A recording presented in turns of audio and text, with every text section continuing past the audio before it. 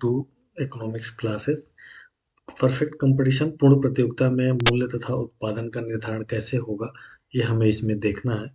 और जैसा कि हमने पिछले वीडियो में देखा कि पूर्ण प्रतियोगिता में मूल्य तथा उत्पादन का निर्धारण किस प्रकार होता है, according to total revenue and total cost curve. Total revenue और टोटल कॉस्ट कर्व के माध्यम से पूर्ण प्रतियोगिता में फर्म या इंडस्ट्री फर्म किस प्रकार से अपने उत्पादन और कीमत का निर्धारण करती है। अब सेकेंड अप्रोच में हम देखेंगे कि सीमांत आय, मार्जिनल रेवेन्यू कर्व और मार्जिनल कॉस्ट कर्व, सीमांत आय और सीमांत लागत, सीमांत आय सीमांत लागत के द्वारा परफेक्ट कंपटीशन मार्केट में, जब मार्केट परफेक्ट कंपटीशन में रन कर रहा हो, परफेक्ट कंपटीशन में रन कर रहा हो, यानी कि मार्केट में जब परफेक्ट कंपटीशन हो, पूर्ण प्रतियोगिता हो, तब कीमत और मूल्य का निर्धारण किस प्रकार होगा, through the marginal revenue and marginal cost curve. Firm की संस्थिति इक्विलिब्रियम कैसे होगी? फर्म की संस्थिति वहीं होती है जहां पे उसे मैक्सिमम प्रॉफिट होता है। ठीक है, प्रॉफिट जहां भी मैक्सिमम होगा वहां फर्म का इक्विलिब्रियम होगा और वहीं पे अपने उत्पादन और कीमत का निर्धारण फर्म करेगी। अल्पकाल में फर्म की संस्थिति को देखेंगे और दीर्घकाल में फर्म की संस्थिति को देखेंगे। इन दोनों स्थितियों को हम यहाँ स्टडी करेंगे। तो चलिए स्टार्ट करते हैं। सीमांत आय तथा सीमांत लागत दृष्टिकोण, इसको शॉर्ट में मार्जिनल रेवेन्यू और marginal cost, MR, marginal revenue, marginal cost को एमसी के द्वारा डिनोट करते हैं, दिखाते हैं। तो फर्म अपने द्वारा बेची जाने वाली वस्तु की इकाई पर लगने वाली सीमांत लागत तथा उससे मिलने वाली सीमांत आगम की तुलना करती है। तो हम जानते हैं कि मार्जिनल रेवेन्यू सीमांत आय प्रति इकाई लागत को दिखाता है। एक एक यूनिट प्रति इकाई या पर यूनिट या लास्ट यूनिट, अतिरिक्त इकाई, लास्ट यूनिट रेवेन्यू को दिखाता है। यानी कि लास्ट यूनिट, प्रोडक्ट की लास्ट यूनिट को बेचने से जो रेवेन्यू प्राप्त होता है उसे हम मार्जिनल रेवेन्यू कहते हैं। और उस यूनिट के उत्पादन में, यानी कि लास्ट यूनिट के उत्पादन में जो लागत आता है उसे हम मार्जिनल कॉस्ट कहते हैं। ये हम कॉस्ट में पढ़ चुके हैं, इसको आप वहाँ एक बार और जानना हो तो पढ़ सकते हैं। तो एक इकाई को बेचने से जो उसे प्राप्त हो रहा है आय, उसे एमआर, और एक इकाई के उत्पादन में जो लागत लग रही है उसे मार्जिनल कॉस्ट कहते हैं। इन दोनों की तुलना करता है मार्जिनल रेवेन्यू, और मार्जिनल कॉस्ट की तुलना करता है उत्पादक। यदि मार्जिनल रेवेन्यू एक इकाई से बेचने से जो आय उसे प्राप्त हो रही है वो यदि ज़्यादा है उस इकाई पर लगने वाली लागत से, समझ में आ रहा है? मार्जिनल रेवेन्यू यानी कि एक इकाई को बेचने से जो प्राप्त हो रहा है वो यदि ज़्यादा है मार्जिनल कॉस्ट यानी कि उस इकाई के उत्पादन में लगने वाले कॉस्ट से, तो निश्चित रूप से वो आउटपुट क्या करेगा, बढ़ाएगा। उत्पादक आउटपुट को बढ़ाता जाएगा। और यदि मार्जिनल रेवेन्यू यानी कि एक इकाई के बेचने से जो उसे आय प्राप्त हो रही है वो कम है मार्जिनल कॉस्ट से, उस उत्पादन करने में लगने वाली लागत से, यानी कि उत्पादन की लागत ज़्यादा है, मिलने वाली आय कम है, तो निश्चित रूप से वो आउटपुट को क्या करेगा, घटाएगा। यानी कि वो लॉस की स्थिति में है, इसलिए उत्पादन की मात्रा को कम करेगा। और ये बढ़ाना ऐसी स्थिति में जब MR is greater than MC तो आउटपुट बढ़ाएगा, और MR is less than MC तो घटाएगा। ये वहाँ पे स्थिर करेगा जहाँ पे मार्जिनल रेवेन्यू बराबर हो जाएगा मार्जिनल कॉस्ट के। ये उसके लिए आदर्श स्थिति है जहाँ पे उसे अधिकतम लाभ या संतुलन की अवस्था को व्यक्त करेगा। यानी कि वहाँ पे आउटपुट वो रोक देगा, उसी स्तर पे उतना ही उत्पादन करेगा जिस उत्पादन के स्तर पे ये बराबर हो जाए मार्जिनल रेवेन्यू और मार्जिनल कॉस्ट। इसीलिए हम इसको मार्जिनल रेवेन्यू मार्जिनल कॉस्ट दृष्टिकोण कहते हैं, क्योंकि उत्पादक एमआर और एमसी का आपस में तुलना करता है और उस तुलना के आधार पे वो अधिकतम लाभ की स्थिति में वहाँ होता है जहाँ एमआर एमसी के बराबर हो जाए। इसे चित्र के माध्यम से भी हम स्पष्ट कर सकते हैं। यहाँ पे चित्र में जैसा कि दिखाया गया है कि मार्जिनल रेवेन्यू और एवरेज रेवेन्यू दोनों बराबर हैं प्राइस के। प्राइस कितना है? ओपी है, और ओपी के बराबर है एवरेज रेवेन्यू और मार्जिनल रेवेन्यू। ठीक है, मार्जिनल रेवेन्यू बराबर होगा एवरेज रेवेन्यू के, एवरेज रेवेन्यू बराबर होगा प्राइस के। कारण क्या है कि परफेक्ट कंपटीशन में प्रत्येक इकाई एक ही कीमत पर बेची जाती है। सभी फर्म एक निश्चित कीमत पे ही अपने वस्तुओं को बेचते हैं। इसी कारण से एवरेज रेवेन्यू बराबर हो जाता है मार्जिनल रेवेन्यू के। और यही हम जानते हैं कि एवरेज रेवेन्यू ही डिमांड कर्व कहलाता है। डिमांड कर्व कहलाता है। तो इस प्रकार से यही मांग वक्र भी कहलाता है। अब इक्विलिब्रियम कहाँ होगा? इक्विलिब्रियम वहां होगा जहां पे उपभोक्ता को अधिकतम लाभ होगा, और उपभोक्ता को अधिकतम लाभ वहां होगा जहां मार्जिनल रेवेन्यू मार्जिनल कॉस्ट के बराबर होगा। तो मार्जिनल रेवेन्यू मार्जिनल कॉस्ट के बराबर है। मार्जिनल रेवेन्यू ये कर्व है जो एक्स एक्सिस के पैरेलल है, एआर कर्व है। और मार्जिनल कॉस्ट कर्व ये है जो नीचे गिरता हुआ फिर ऊपर उठता हुआ, ये मार्जिनल कॉस्ट है। ये एवरेज कॉस्ट है। हम जानते हैं कि मार्जिनल कॉस्ट एवरेज कॉस्ट के न्यूनतम बिंदु को काटता हुआ जाता है, और इक्विलिब्रियम वहाँ होता है जब मार्जिनल रेवेन्यू मार्जिनल कॉस्ट के बराबर हो। तो मार्जिनल कॉस्ट कर्व ये है, और ई बिंदु एक ऐसा बिंदु है जहाँ मार्जिनल रेवेन्यू एवरेज रेवेन्यू के बराबर है। इस बिंदु पर ये बराबर है मार्जिनल रेवेन्यू मार्जिनल कॉस्ट के। ये बराबर है ई बिंदु पर भी। ये एक यहाँ पे समझ लेना जरूरी है स्टार्ट में ही कि average marginal revenue marginal cost के बराबर है ई1 बिंदु पर भी और ई बिंदु पर भी। लेकिन ई1 बिंदु पर अभी स्टार्टिंग में, उत्पादन की स्टार्टिंग में ही बराबर हो जाती है, यानी कि लागत के गिरते हुए स्थिति में बराबर होती है। यानी कि यहाँ पे हम देख सकते हैं कर्व नीचे क्यों गिर रहा है, ये बता रहा है कि प्रति इकाई लागत गिर रही है, यानी कि हर अगली इकाई पर उत्पादन की लागत गिर रही है। तो इसलिए निश्चित रूप से ई1 बिंदु पर संतुलन में नहीं होगा, क्योंकि इसके बाद एवरेज रेवेन्यू अधिक होता है एवरेज कॉस्ट के, या कह सकते हैं कि मार्जिनल रेवेन्यू ज़्यादा है मार्जिनल कॉस्ट के। मार्जिनल रेवेन्यू कर्व ये है, रेखा है एक तरह से ये, और मार्जिनल कॉस्ट कर्व ये नीचे की ओर जा रहा है। तो ई1 के बाद, इस बिंदु के बाद मार्जिनल रेवेन्यू ज़्यादा है मार्जिनल कॉस्ट के। तो निश्चित रूप से उत्पादक की लाभ की अवस्था है, क्योंकि एक इकाई के बेचने से जो उसे प्राप्त हो रहा है उसे एमआर कहते हैं, वो ज़्यादा है उस इकाई के उत्पादन करने की लागत से। तो Q2 Q1 तक मार्जिनल रेवेन्यू मार्जिनल कॉस्ट के से ज़्यादा है, और ई बिंदु पर आकर के ये दोनों एक दूसरे के बराबर हो जाते हैं, और इसके बाद मार्जिनल कॉस्ट ज़्यादा हो जाता है मार्जिनल रेवेन्यू के, क्योंकि ई के बाद ये देखिए मार्जिनल कॉस्ट कर्व ऊपर की ओर चला जा रहा है मार्जिनल रेवेन्यू कर्व के। तो इसलिए ई बिंदु पर सबसे अच्छी स्थिति होगी जहां उत्पादक को अधिकतम लाभ होगा। और यहाँ पे इतना लाभ, ये इतने जो लाभ है मार्जिनल रेवेन्यू मार्जिनल कॉस्ट के से ज़्यादा है, तो ये सारा लाभ उत्पादक को प्राप्त होगा इस अवस्था में।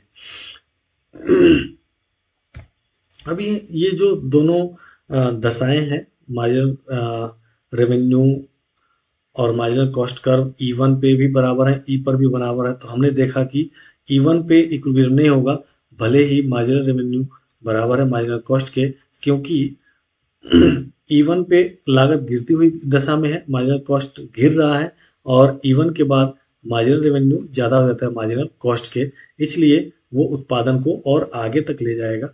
और जहाँ पे मार्जिनल कॉस्ट कर्व ऊपर की ओर चढ़ने लगेगा, वहाँ पे उस बिंदु पर एक ऐसा बिंदु प्राप्त होगा जहाँ पे मार्जिनल कॉस्ट मार्जिनल रेवेन्यू के बराबर होगा। और इसके बाद ई के बाद मार्जिनल रेवेन्यू कम हो जाएगा मार्जिनल कॉस्ट के, और इसलिए ई के बाद वो कभी भी उत्पादन नहीं करेगा, यानी कि Q1 के बाद वो उत्पादन नहीं करेगा। Q1 उसके लिए आदर्श उत्पादन होगा जहाँ पे उसे अधिकतम लाभ की स्थिति प्राप्त होगी। इसी बात को इसमें दर्शाया गया है। तो फर्म के लिए उत्पादन की स्थिति ई होगी, यानी कि ई संतुलन की स्थिति होगी। अब हम आगे देखेंगे कि अल्पकाल तथा दीर्घकाल में किस प्रकार से फर्म संतुलन को प्राप्त होती है। पहले अल्पकाल में फर्म की संस्थिति कैसे निर्धारित होती है। तो अल्पकाल में उद्योग में 3 प्रकार की फर्में मिल सकती हैं। कुछ फर्में ऐसी मिल सकती हैं जिससे असामान्य लाभ प्राप्त हो रहा हो, यानी कि एब नॉर्मल प्रॉफिट प्राप्त हो रहा हो। एब नॉर्मल प्रॉफिट का मतलब क्या हो गया? एबनॉर्मल प्रॉफिट का मतलब हो गया एवरेज कॉस्ट कम है प्राइस के या एवरेज रेवेन्यू के, क्योंकि प्राइस एवरेज रेवेन्यू के बराबर होगी परफेक्ट कंपटीशन में, तो ये कम है इसलिए वो एबनॉर्मल प्रॉफिट कमा रहा है। दूसरी अवस्था ये होगी कि हानि की स्थिति हो, लॉस की स्थिति हो। लॉस की स्थिति में क्या होगा, एवरेज कॉस्ट ज़्यादा हो जाएगा एवरेज रेवेन्यू के या प्राइस के, ठीक है। ऐसी स्थिति में फर्म को लॉस की स्थिति हो सकती है, उसे हानि उठानी पड़ सकती है। एक तीसरी अवस्था होती है सामान्य लाभ की अवस्था, इसको कहते हैं नॉर्मल प्रॉफिट। और ऐसी स्थिति में एवरेज कॉस्ट बराबर होता है एवरेज रेवेन्यू के, ना तो उसे लॉस हो रहा होता है फर्म को, ना तो उसे असामान्य लाभ यानी कि बहुत ज़्यादा लाभ प्राप्त हो रहा होता है। तो ये तीन स्थितियां मिल सकती हैं अल्पकाल में फर्म के लिए। कोई भी फर्म, कुछ फर्में किसी स्थिति में हो सकती हैं, कुछ फर्में किसी स्थिति में हो सकती हैं। तो अधिक से अधिक ये तीन स्थितियां उपलब्ध हो सकती हैं अल्पकाल में।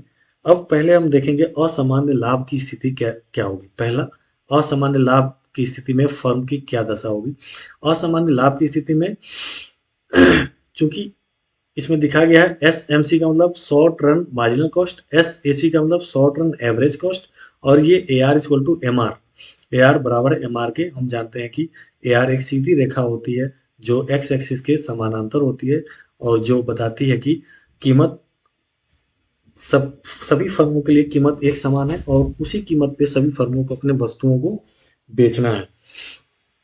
तो इसलिए ये एक्स एक्सिस के समानांतर होती है। ये जो रेखा खींची गई है पी से लेते हुए और ये यहाँ तक, ये ए आर एम आर वक्र को दिखाती है। और ये ए आर बराबर एम आर होता है और एम आर ही बराबर होता है प्राइस के। और प्राइस कितना है, तो प्राइस है O P, price O P के बराबर होगा, ठीक।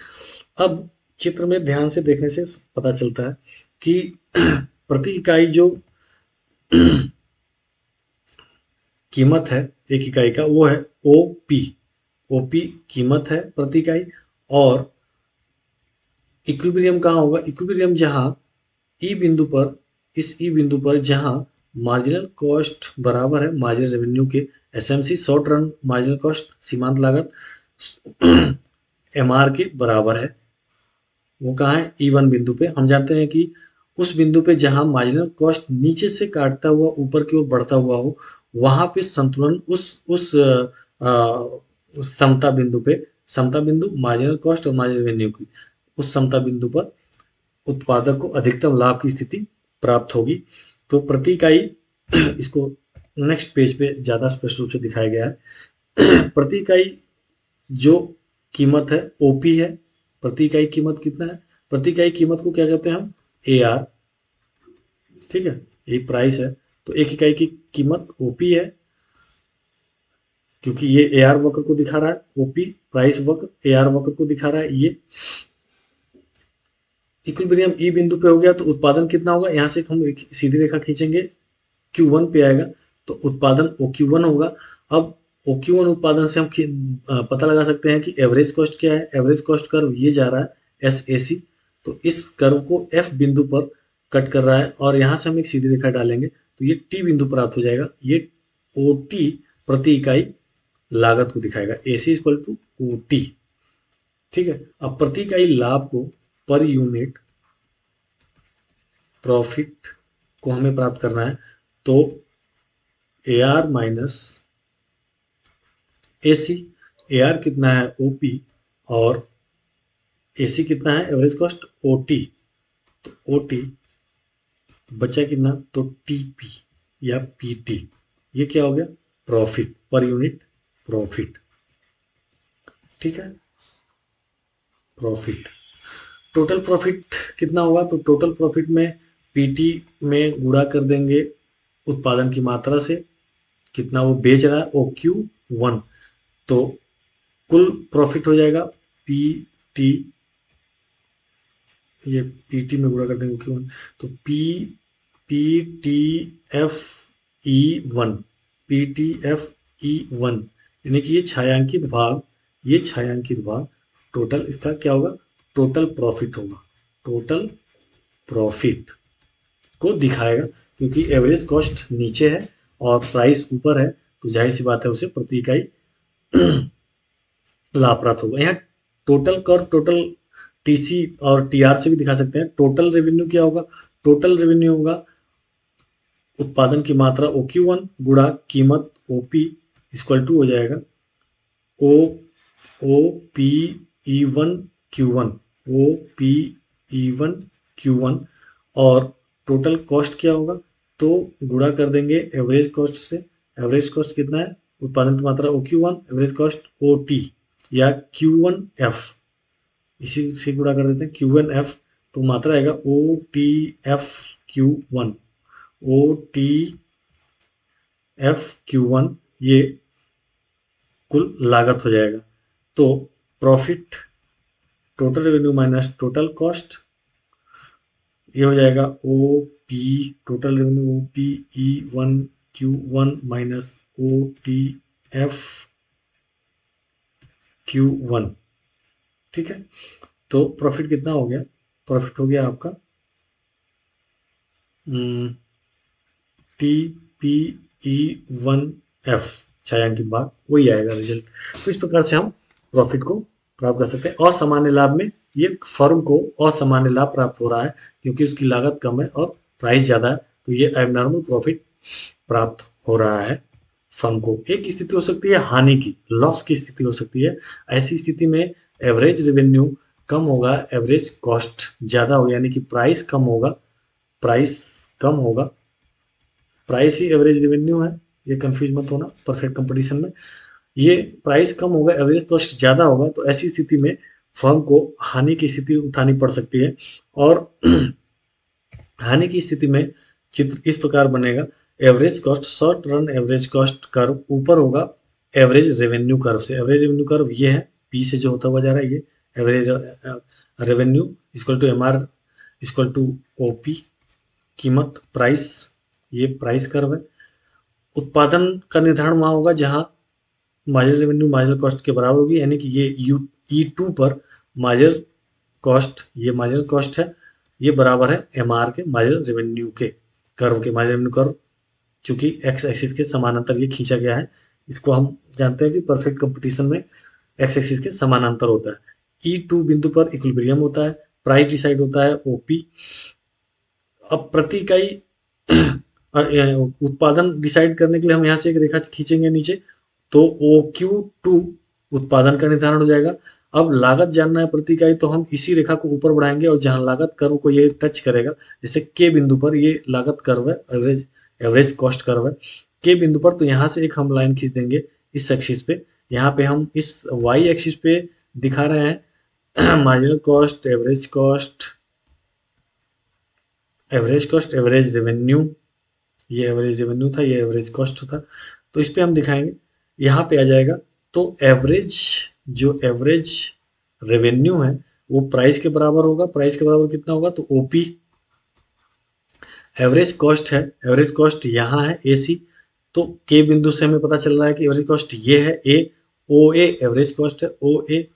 तो एवरेज कॉस्ट, सॉरी ये एवरेज कॉस्ट है, इसको C बनाना, एवरेज कॉस्ट है, तो OA एवरेज कॉस्ट ज़्यादा है एवरेज रेवेन्यू के, प्राइस के, तो यानी कि पाई निगेटिव होगा। ठीक है, इसका मतलब कि लॉस की स्थिति होगी, प्रॉफिट निगेटिव होगा, लॉस की स्थिति होगी, क्योंकि एवरेज कॉस्ट ज़्यादा हो जा रहा है एवरेज रेवेन्यू के, तो प्रॉफिट लॉस में बदल जाएगा और ये छायांकित भाग क्या होगा? लॉस होगा, फर्म का टोटल लॉस होगा। ठीक है, प्रति इकाई लॉस क्या होगा?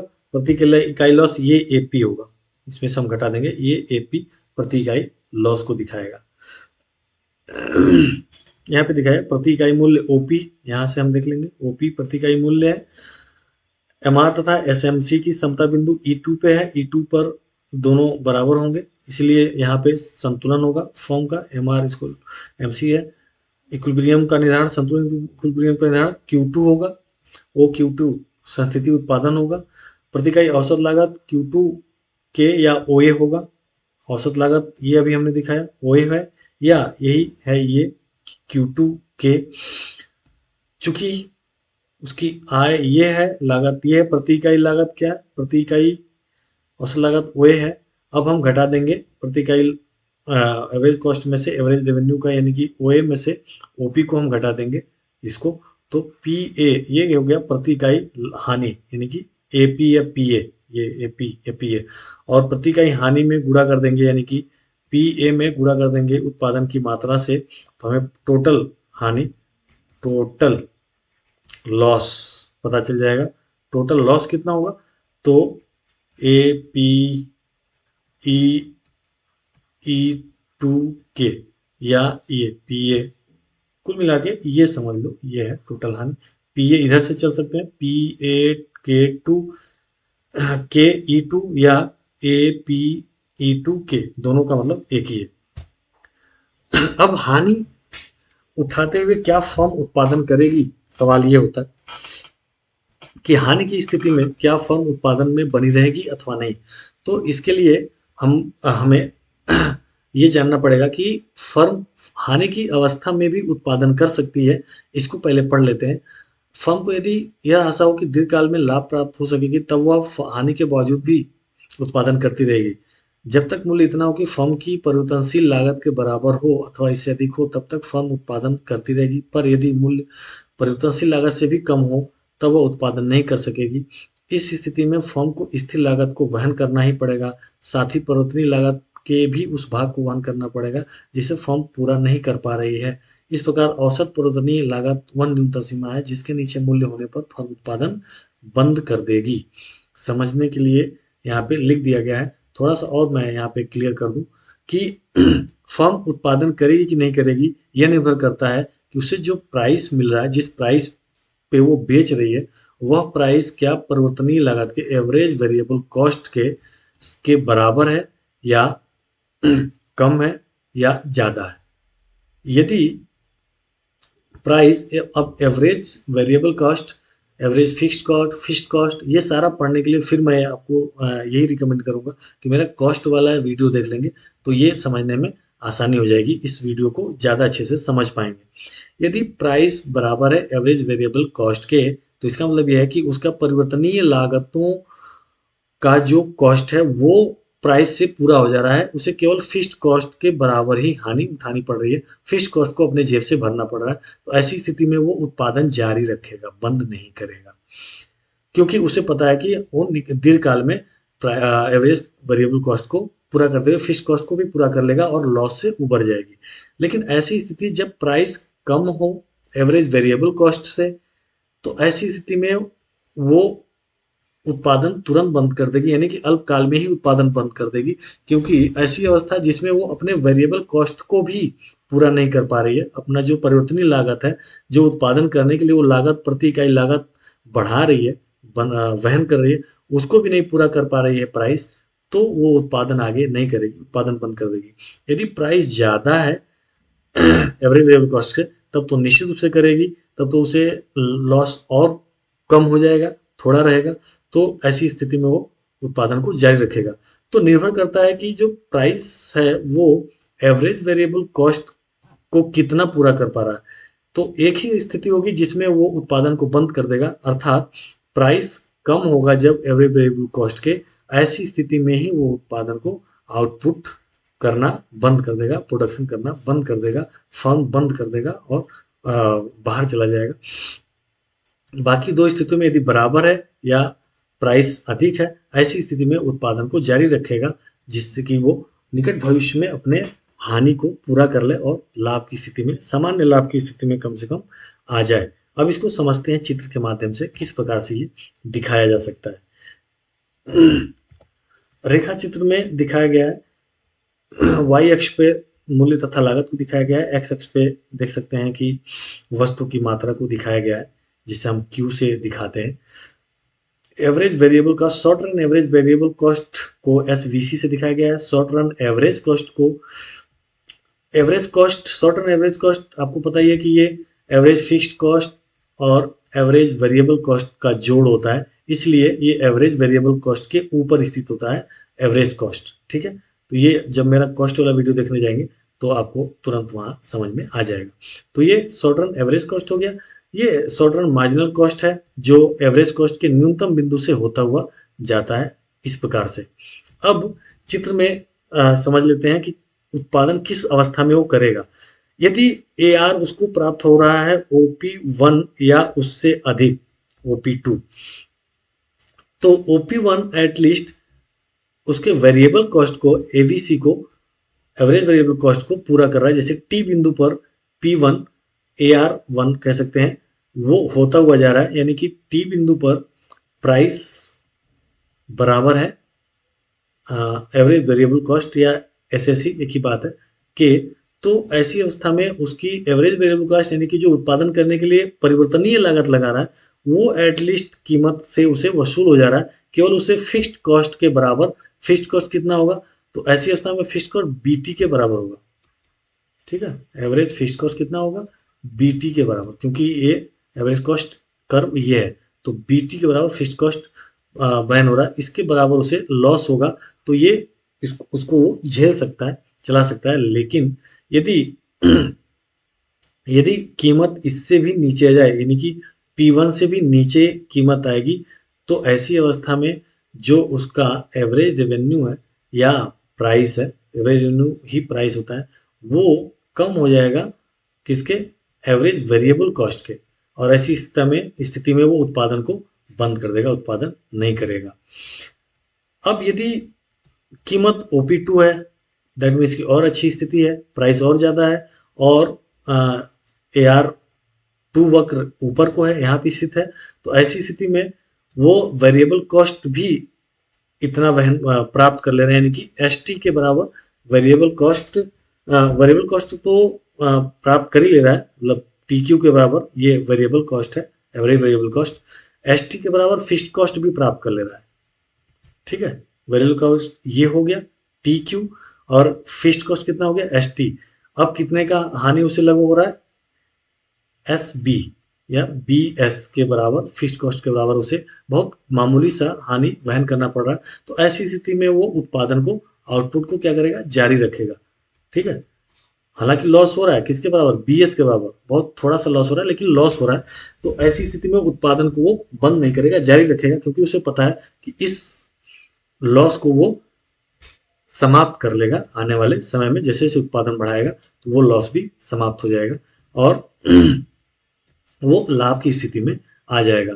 तो यहाँ पे कंफर्म हो गया कि हम फर्म के लिए उत्पादन की संस्थिति की अवस्था में, या उत्पादन जारी, लॉस की अवस्था में भी उत्पादन जारी रख सकता है, यदि उसकी कीमत, वो जिस कीमत में बेच रहा है उसे कीमत प्राप्त हो रहा है परिवर्तनशील लागत के बराबर, एवरेज वेरिएबल कास्ट के बराबर प्राप्त हो रहा है, या उससे ज़्यादा हो रहा है, तो वो उत्पादन को जारी रख सकता है, इवन कि उसकी एवरेज कॉस्ट कम है एवरेज रेवेन्यू के, जैसा कि इस चित्र में दिखाया गया है OP2 से। OP2 या OP2 को हम कह सकते हैं बराबर है QS। QS ये हो गया, OP2 बराबर है QS के, QS के। जबकि एवरेज कॉस्ट ये क्या है? Average revenue. जबकि एवरेज कॉस्ट किसके बराबर है? QB के। तो उसको जो लॉस हो, क्योंकि एवरेज कॉस्ट ज़्यादा है एवरेज रेवेन्यू के, तो लॉस की स्थिति हो रही है। लॉस की स्थिति कितनी हो रही है? तो SB या BS के, SB के, ये बहुत छोटा सा लॉस हो रहा है, जिसमें वो वेरिएबल कॉस्ट पूरा हो जा रहा है, एवरेज वेरिएबल कॉस्ट पूरा हो जा रहा है, फिक्स्ड कॉस्ट में भी ST के बराबर पूरा हो जा रहा है, बस BS के बराबर थोड़ा सा रह जा रहा है। तो ऐसी अवस्था में वो उत्पादन करेगा ही करेगा, ये तय है।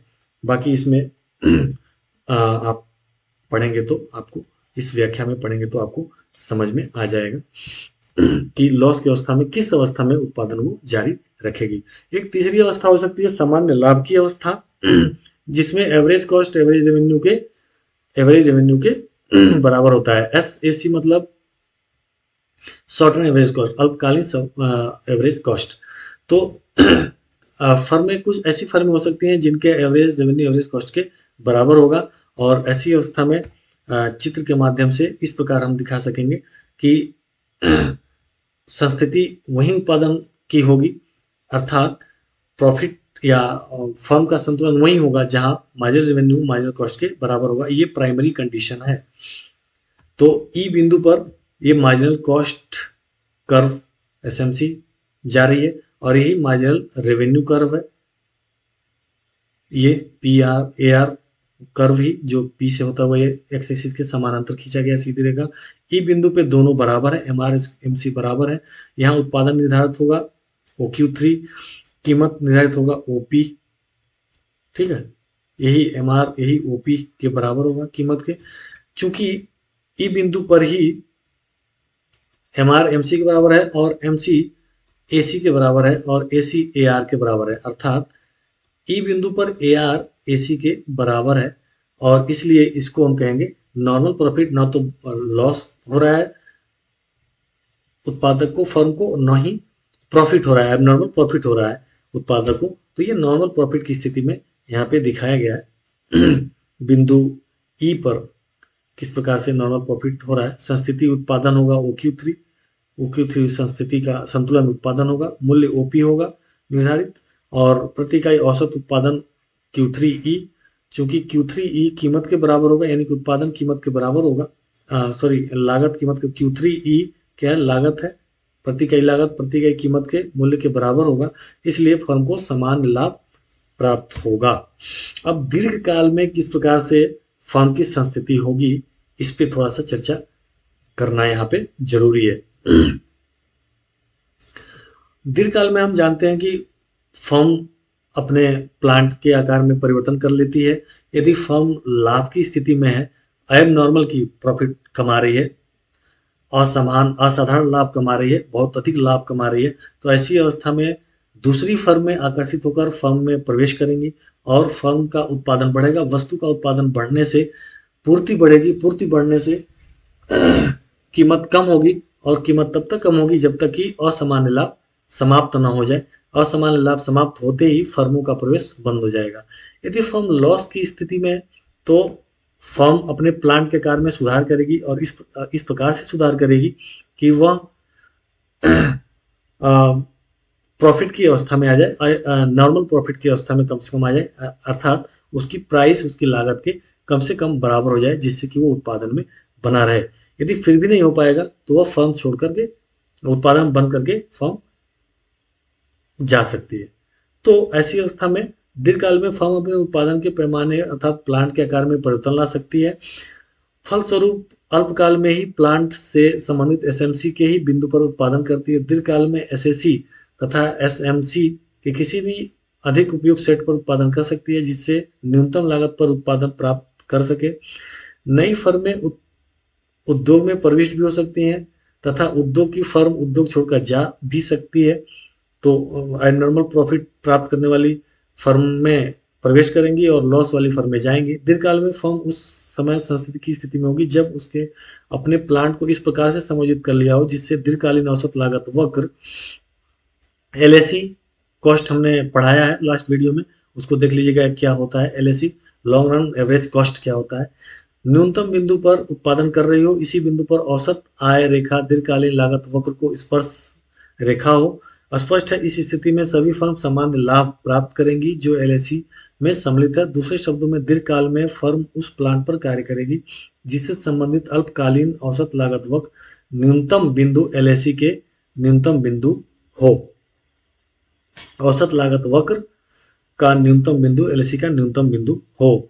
अर्थात कहने का मतलब यह है कि दीर्घकालीन औसत लागत वक्र को LAC से दिखाएंगे और दीर्घकाल में फर्म को सामान्य लाभ प्राप्त होगा, अर्थात उत्पादन न्यूनतम कॉस्ट के पर होगा, LAC के न्यूनतम बिंदु पर उत्पादन किया जाएगा। इसको चित्र में समझने की कोशिश करते हैं कि ये LAC वक्र है जो न्यूनतम बिंदु को यहाँ पे AR-MR के वक्र के न्यूनतम बिंदु को स्पर्श करता है, और इस ई बिंदु पर ही LMC लॉन्ग रन, जिस तरह से short run marginal cost curve होता है उसी तरह long run marginal cost curve होता है। ये भी आप कॉस्ट वाले LAC और LMC कॉस्ट कर्व के बारे में जो मैंने बनाया है लास्ट वीडियो, उसको देख लेंगे तो समझ में आ जाएगा। यह ई बिंदु पर LAC वक्र को काटता है, जहां पर मार्जिनल कॉस्ट बराबर होता है मार्जिनल रेवेन्यू के, क्योंकि ये मार्जिनल रेवेन्यू रेखा नीचे स्पर्श कर रहा है। यहाँ पर संतुलन स्थापित होगा फर्म का, और उत्पादन संतुलित उत्पादन निर्धारण OQ1 होगा। OQ1 उसका संतुलन निर्धारण उत्पादन निर्धारण होगा। यहाँ पे फर्म को अधिकतम प्रॉफिट प्राप्त होगा, अधिकतम लाभ की स्थिति होगी ई बिंदु पे, जहाँ पे MC इक्वल टू MR है। और उद्योग का कीमत यही होगा, OP कीमत पर ही फर्म भी उत्पादन करेगा और इस अवस्था में फर्म को अधिकतम लाभ की स्थिति होगी और फर्म जो LAC वक्र है, LAC वक्र एक ऑप्टिमम प्लांट को दिखाएगा जिसके न्यूनतम बिंदु पर उत्पादन की अवस्था प्राप्त होगी। यदि कुछ फर्में असामान्य लाभ अर्जित कर रही हैं तो निश्चित रूप से नई फर्में उद्योग में आएंगी और उद्योग में नई फर्मों के प्रवेश के कारण उत्पादन बढ़ेगा। उत्पादन बढ़ने से मूल्य में कमी आएगी, यानी कि जब वस्तु की आपूर्ति बढ़ेगी, पूर्ति बढ़ेगी तो मूल्य घटती है। हमें पता है कि मांग और पूर्ति में यदि पूर्ति बढ़ती है तो कीमत घटती है, तो कीमत घटेगी और तब तक घटेगी जब तक कि सामान्य लाभ की स्थिति न हो जाए। ठीक है, हानि की स्थिति है यदि, तो हानि की अवस्था में क्या होगा कि फर्में अपने प्लांट को इस प्रकार से समायोजित करेगी कि वह हानि को समाप्त कर सके और LAC के न्यूनतम बिंदु पर पहुंच जाए। यदि वो ऐसा नहीं कर पाती है, हानि को समायोजित नहीं कर पाती है, समाप्त नहीं कर पाती हो, तो उत्पादन बंद कर देगी। उत्पादन फर्म के उत्पादन बंद करने से आपूर्ति में कमी आएगी, आपूर्ति में कमी आने से कीमत बढ़ेगी। तो कुछ फर्में जिनको हानि हो रही थी वो लाभ की स्थिति में आ जाएंगी और ये समायोजन तब तक चलता रहेगा जब तक सभी फर्मों को सामान्य लाभ की अवस्था नहीं प्राप्त हो जाती है। इसको उसी चित्र के माध्यम से फिर से देख लेते हैं कि यदि ये LAC वक्र SSC वक्र यदि ऊपर को रहेगी तो निश्चित रूप से उसको हानि हो रहा होगा। हानि होने की दशा में वो फर्म उत्पादन छोड़ के चली जाएगी। उत्पादन छोड़ के जाने की अवस्था में क्या होगा, कीमत ऊपर की ओर बढ़ेगी और ऊपर की ओर तब तक बढ़ेगी जब तक कि वो AC के बराबर हो जाए ना हो जाए, यानी कि औसत लागत के बराबर ना हो जाए। इस प्रकार दीर्घकाल में उद्योग में वही फर्म रह जाएंगी जो सामान्य लाभ अर्जित कर रही हो। दीर्घकाल संस्थिति की स्थिति को रेखा चित्र में प्रदर्शित किया गया है। यह LAC वक्र ई बिंदु पर दिखाया गया है कि उसके न्यूनतम बिंदु को स्पर्श कर रहा है। अल्पकाल में हो सकता है कि जो शॉर्ट रन एवरेज कॉस्ट है वो इसके ऊपर हो और इसके ऊपर होने की दशा में फर्म को हानि की स्थिति हो सकती है और ऐसी अवस्था में फर्म उस हानि से को समाप्त करने के लिए कोशिश करेगी। यदि हानि नहीं समाप्त करे हो पाएगा तो उत्पादन बंद करके चली जाएगी, आपूर्ति घटेगी, आपूर्ति घटने से कीमत बढ़ेगी और कुछ फर्में जिनकी कम हानि हो रही थी वो लाभ की अवस्था में आ सकती हैं, सामान्य लाभ की अवस्था में आ सकती हैं। तो ये समायोजन चलता रहेगा और ये तब तक चलता रहेगा जब तक कि एवरेज कॉस्ट एवरेज रेवेन्यू के बराबर न हो जाए। जैसा कि दीर्घकाल में सभी फर्मों के एवरेज कॉस्ट एवरेज रेवेन्यू के बराबर हो जाते हैं, जो कि सामान्य लाभ के परिचायक हैं। जब एवरेज रेवेन्यू एवरेज कॉस्ट के बराबर हो जाते हैं तो ये नॉर्मल प्रॉफिट को दिखाता है, नॉर्मल प्रॉफिट को दिखाता है। और इस प्रकार से समायोजन दीर्घकाल में कोई भी फर्म ना तो अंदर आएगी ना तो बाहर जाएगी और सभी फर्में वही फर्में होंगी जो न्यूनतम लाभ पे काम कर सकती हैं, वही करेंगी। बाकी सभी फर्में बाहर हो जाएंगी और ना तो बाहर की फर्में कोई अंदर आएगी, क्योंकि नॉर्मल प्रॉफिट पे कोई फर्म ज्वाइन नहीं करेगी। अब दीर्घकाल में उद्योग द्वारा निर्धारित मूल्य ओपी उद्योग द्वारा निर्धारित मूल्य हो जाएगा। किस प्रकार होगा, तो हम पढ़ चुके हैं पिछले फूड प्रतियोगिता में मूल्य और उत्पादन निर्धारण में पढ़ चुके हैं कि जहाँ पे मांग और पूर्ति उद्योग की बराबर होगी। ये पूर्ति वक्र है, ये मांग वक्र है। जैसे ये E1 बिंदु पर बराबर है, कीमत निर्धारित यहाँ होगा जहाँ पे E1 पे डिमांड बराबर है सप्लाई के, तो कीमत OP निर्धारित हो जाएगा। इसी OP बिंदु OP पर सभी फर्में व्यवहार करेंगी, इसी OP कीमत पर सभी फर्में अपने वस्तुओं को बेचेंगी। OQ1 उत्पादन होगा और ई बिंदु पर जहाँ पर मार्जिनल रेवेन्यू बराबर है मार्जिनल कॉस्ट के, यहाँ फर्म का संतुलन होगा। फर्म दीर्घकाल में संतुलन की अवस्था में होगी। तो कहने का मतलब यह है कि दीर्घकाल में फर्म को केवल नॉर्मल प्रॉफिट ही प्राप्त होगा, ना तो हानि की लॉस की स्थिति होगी ना तो एब नॉर्मल असामान्य लाभ की स्थिति होगी। ये दोनों स्थितियां समाप्त हो जाती हैं दीर्घकाल में। दीर्घकाल में केवल नॉर्मल प्रॉफिट प्राप्त होता है। नॉर्मल प्रॉफिट का मतलब होता है कि एवरेज कॉस्ट बराबर होगा एवरेज रेवेन्यू के, यानी कि बहुत ही कम प्रॉफिट में, बहुत ही मिनिमम प्रॉफिट में जो उसके कॉस्ट में जुड़ा हुआ है अपना पारिश्रमिक उत्पादक का, उसी को हम कहते हैं नॉर्मल प्रॉफिट। तो इसलिए इससे कम प्रॉफिट पे कोई भी उत्पादक उत्पादन कार्य नहीं करेगा। इससे कम कीमत पे कोई भी उत्पादन उस वस्तु का उत्पादन ही बंद हो जाएगा। इसलिए इतनी कीमत तो कम से कम मिलनी ही चाहिए उत्पादन को बनाए रखने के लिए, कहने का आशय ये है। तो दीर्घकाल में उद्योग द्वारा निर्धारित ओपी मूल्य जिस पर मांग पूर्ति ओक्यू है, बाजार में यही मूल्य प्रचलित होगा। A R equal to M R. मूल्य इसी स्तर पर आधार अक्ष के समानांतर प्रदर्शित है। स्पष्ट है ई बिंदु एलएसी का ऐसा न्यूनतम बिंदु है जिस पर ए आर स्पर्श रेखा है। सभी फर्म अपनी लागत में समायोजन करके इसी स्थिति को प्राप्त करेंगी। इस स्थिति में फर्म सामान्य लाभ अर्जित कर रही है तथा संस्थिति की स्थिति में है। चूंकि ई बिंदु पर एल ए सी का न्यूनतम बिंदु है, इसलिए एल एम सी भी इसी बिंदु से जाएगी। इस प्रकार दीर्घकालीन संस्थिति की स्थिति में एल ए सी बराबर होगा एल एम सी के, ए आर बराबर होगा एम आर के। तो ई बिंदु पर चित्र में ई बिंदु पर दीर्घकालीन औसत लागत दीर्घकालीन सीमा लागत के बराबर होगा, और ये एम आर और ए आर भी आपस में बराबर होगा। ये सारे आपस में बराबर होंगे। अब शॉर्ट रन एवरेज कॉस्ट किस प्रकार से दीर्घकाल में किस प्लांट को वो चूज करेगा, तो हम जानते हैं जब हमने एल ए सी पढ़ा पिछले वीडियो में, लागत वक्र में एल ए सी दीर्घकालीन औसत लागत पर मेरा वीडियो है, उसको जब पढ़ेंगे आप तो ये आपको वहाँ पे इसका व्याख्या मिल जाएगा कि दीर्घकालीन औसत लागत वक्र किस प्रकार से अल्पकालीन औसत लागत वक्रों को ढकता हुआ एक आवरण वक्र होता है। यहाँ ढेर सारे शॉर्ट रन एवरेज कॉस्ट होते हैं। शॉर्ट रन एवरेज कॉस्ट यही फर्म के प्लांट होते हैं, ठीक है। तो इन प्लांट्स में से जो एक प्लांट ऐसा होता है, अभी तो इसके ई बिंदु के दाएं ओर एलएसी पर हर बिंदु पे गिरते हुए भाग को स्पर्श करता है लागत के, ऐसी एसएससी के गिरते हुए भाग पर मिनिमम पॉइंट पे नहीं स्पर्श करता है। केवल एक प्लांट जो लागत समता की स्थिति में होता है, जैसे ई बिंदु पर लागत समता बिंदु कांस्टेंट